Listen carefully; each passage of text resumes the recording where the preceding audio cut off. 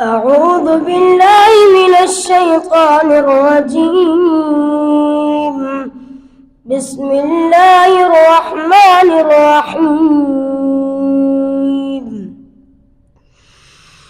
ولما برزوا لجالوت وجنوده قالوا ربنا أفرغ علينا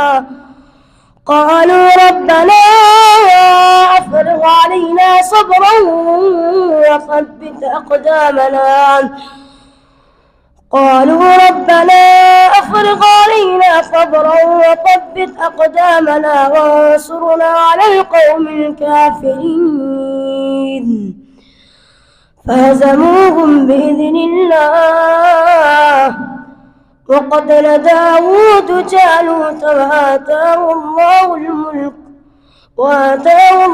الملك والحكمة وعلمه مما يشاء. ولولا دفع الله الناس بعضهم ببعض لفسدت الأرض ولكن الله ذو فضل على العالمين.